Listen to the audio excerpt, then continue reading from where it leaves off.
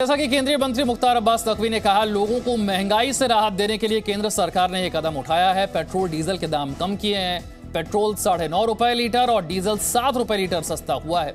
केंद्र सरकार ने अपनी तरफ से एक्साइज ड्यूटी को घटा दिया है।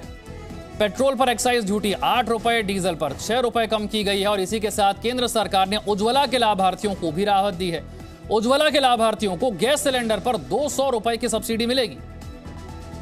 तो महंगाई पर मार करके आम आदमी को राहत देने की एक कोशिश केंद्र सरकार की तरफ से की गई है, जिसमें पेट्रोल डीजल पर एक्साइज ड्यूटी घटाई गई है और इसी के साथ साथ प्रति लीटर पेट्रोल और डीजल इनके दाम घटे हैं। उज्ज्वला के लाभार्थियों को भी 200 की सब्सिडी मिलने वाली है। लेकिन अब इस पर राजनीति भी हो रही है, क्योंकि विपक्ष शासित जो राज्य हैं वो ये कह रहे हैं कि पहले केंद्र सरकार बेतहाशा एक्साइज ड्यूटी को बढ़ाती है, फिर थोड़े से दाम कम कर देती है और राज्य सरकारों से अपेक्षा करती है कि वो भी वैट घटा दें।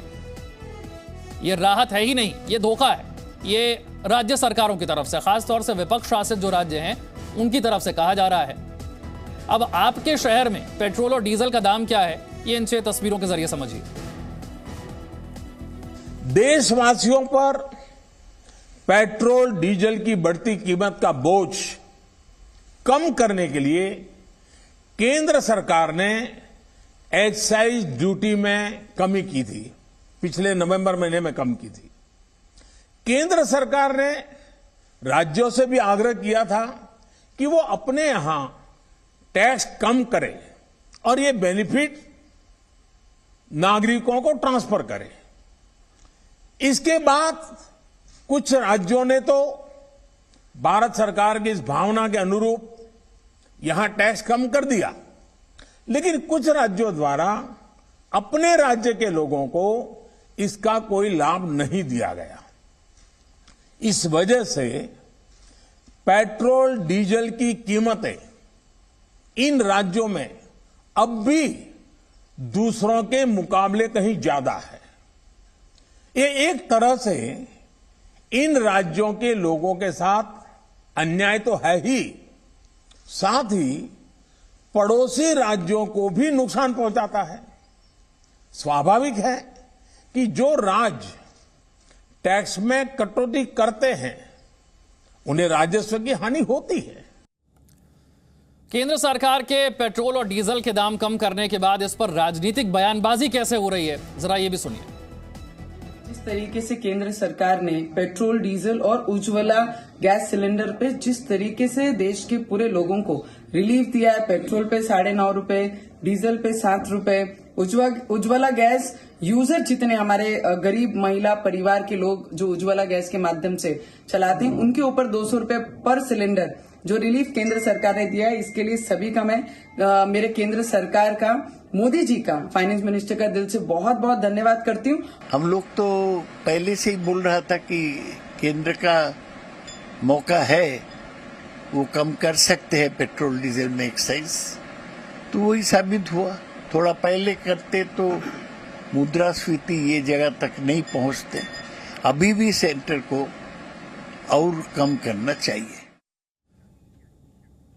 तो भारतीय जनता पार्टी से हमारे साथ शहजाद पूनावाला जुड़ रहे हैं, कांग्रेस से अजय वर्मा हैं और शिवसेना से संजय गुप्ता हमारे साथ जुड़ रहे हैं। आप सभी का बहुत बहुत स्वागत। शहजाद, सबसे पहला सवाल आपसे यह है कि आम जनता के लिए पेट्रोल डीजल के दाम या फिर उस पर लगने वाला एक्साइज या वैट, इससे भी बड़ी समस्या हो गई है उस पर होने वाली राजनीति। आप कहते हैं केंद्र सरकार ने दाम घटा दिए, राज्य सरकारें घटाएं। मैं अभी बयान पढ़ रहा था तमिलनाडु के वित्त मंत्री का, वो कहते हैं जब केंद्र सरकार एक्साइज ड्यूटी बढ़ाती है हमसे पूछती है क्या। उद्धव ठाकरे कहते हैं कि बढ़ा तो देते हैं बेतहाशा, थोड़ी सी घटा देते हैं या फिर राज्य सरकारों पर दबाव डालने लगते हैं। सुरजेवाला साहब कहते हैं कि अभी देख लीजिए, थोड़े दिन पहले की बात है, 60 दिन पहले 10 रुपए बढ़ा दिए, अब 9.5 रुपए घटा दिए। देखिए, इनकी समस्या यही है कि ये केवल कहते हैं, करते कुछ नहीं है। ये दूसरी बार है जब एक्साइज ड्यूटी काटी जा रही है। नवंबर में काटी गई और आज जिस प्रकार से बड़े पैमाने पर काटी गई और राहत दी गई है, मैं आपसे सिर्फ एक सवाल पूछना चाहता हूं। उस समय पर भी 6 ऐसे राज्य थे जिसमें महाराष्ट्र, वेस्ट बंगाल, तमिलनाडु जैसे राज्य थे। महाराष्ट्र में 70,000 करोड़ से ज्यादा कमाई इन्होंने पेट्रोल डीजल पर की है।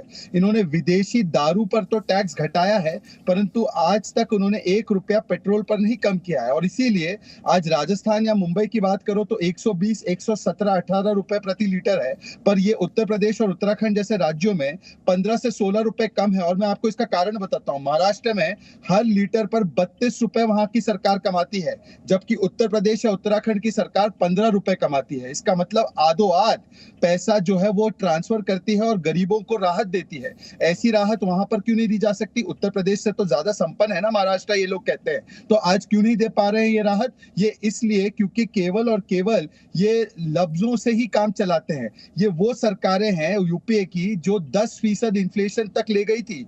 2 साल तक 10% इन्फ्लेशन रहा था। आज वैश्विक कारण होने के बावजूद भी 5.5 से 6.5% के बीच में इन्फ्लेशन ज्यादातर रहा है और एक आध दो बार 7% तक गया है। परंतु मैं इनसे पूछना चाहता हूं कि इन्होंने इनके 2007 से लेकर 14 तक इन्होंने 70% पेट्रोल और डीजल के दाम बढ़ाए थे। आज 36% बढ़े हैं 2014 से 21 में, उसमें भी एक्साइज ड्यूटी में राहत दी गई है। महाराष्ट्र में विदेशी दारू पर टैक्स कट होता है, परंतु पेट्रोल पर क्यों? महाराष्ट्र की बात करते मुझे लगता है संजय गुप्ता से जवाब ले लेते हैं। संजय जी, भाई केंद्र सरकार को कोसना है कोसी ना, नीतियों को उनकी कोसना है जरूर कोसी है, लेकिन आम जनता को जो राहत मिलनी है उसे आगे ट्रांसफर तो करना पड़ेगा ना, उसके बाद राजनीति चलती रहेगी। देखिए, हम केंद्र सरकार को नहीं कोसते, हम केंद्र सरकार की नीतियों को ही कोसते हैं।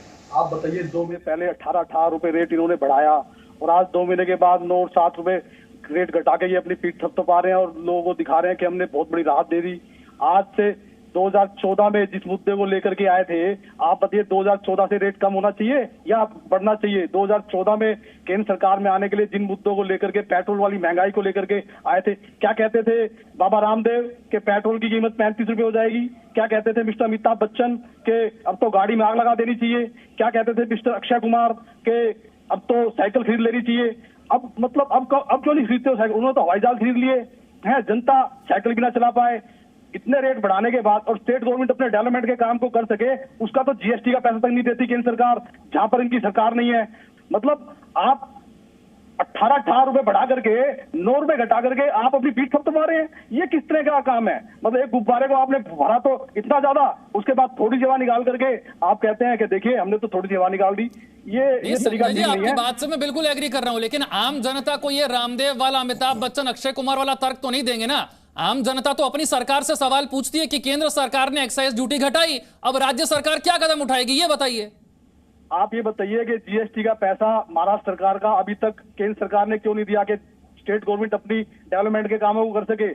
आज कितने दिन हो गए इन चीजों को? सर, ये नवंबर से लेकर अब तक ये जीएसटी वाला मुद्दा चल रहा है। मैं समझता हूं इस बात को, राज्य सरकारों के लिए जीएसटी जरूरी है जो केंद्र सरकार से आना चाहिए। मैं आपसे सवाल पूछ रहा हूं कि जो आम जनता इतने लंबे समय से इंतजार कर रही है, बढ़ती हुई महंगाई पर तो आप भी हर रोज बात करते हैं ना, तो उस आम जनता को राहत थोड़ी आप भी दे दीजिए।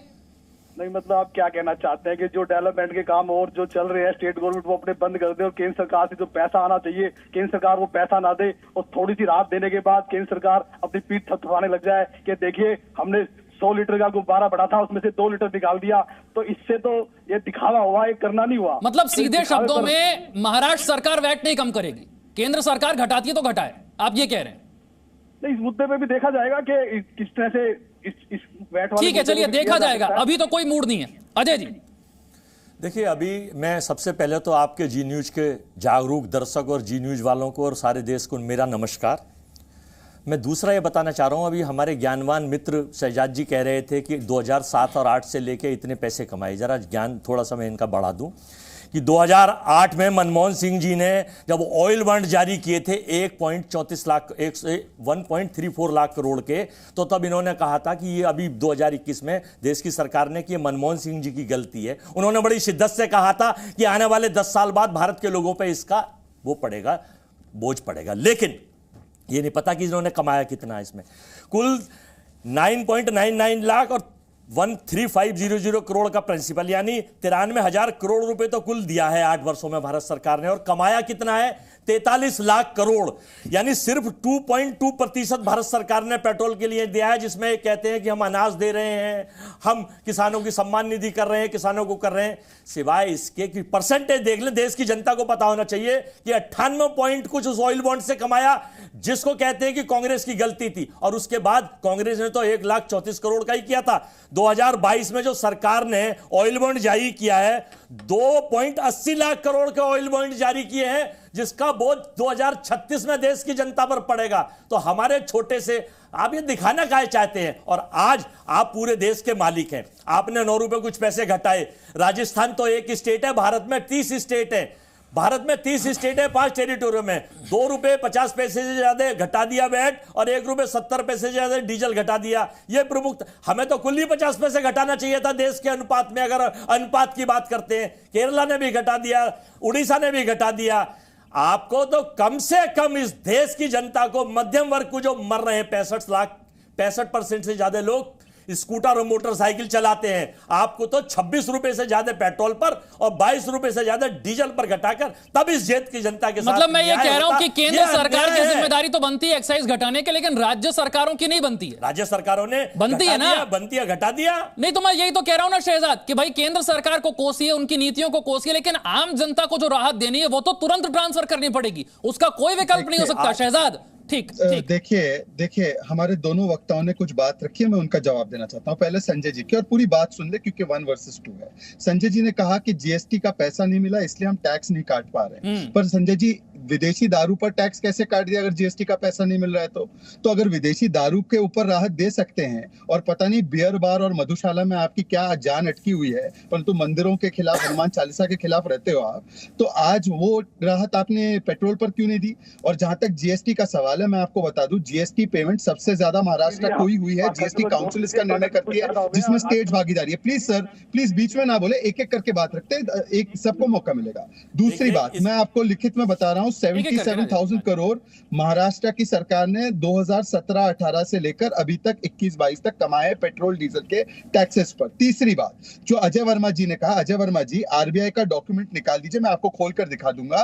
भारत सरकार ने 26 लाख करोड़ कमाए जो है टैक्सेस के माध्यम से, हमने 8 साल में 91.1 लाख करोड़, जिसमें कि 26 लाख करोड़ कैपिटल इंफ्रास्ट्रक्चर पर और सोशल सेक्टर पर सबसे ज्यादा खर्च करके, इसीलिए तो 13 करोड़ टॉयलेट, 9 करोड़ उज्ज्वला, 3 करोड़ घर, 5 करोड़ नल से जल, ये सारी चीजें दी है। जो आपने 10 वर्ष में 49 लाख करोड़ खर्च किया था, हमने उसको दुगना किया। इसका मतलब 80 करोड़ लोगों को फ्री राशन हम दे रहे हैं। तो राज्य सरकारों का भी जो खर्चा सोशल वेलफेयर पर है वो कम किया है। योजनाएं गिनाते हैं कि आपने आम जनता के लिए कितना किया, राज्य सरकार गिनाते हैं कि भाई हमें तो जीएसटी का पैसा नहीं मिला। जब जीएसटी का पैसा नहीं मिला तो हम दाम कैसे घटाएंगे? Presenting B News app available on Google Play and App Store. Download it now.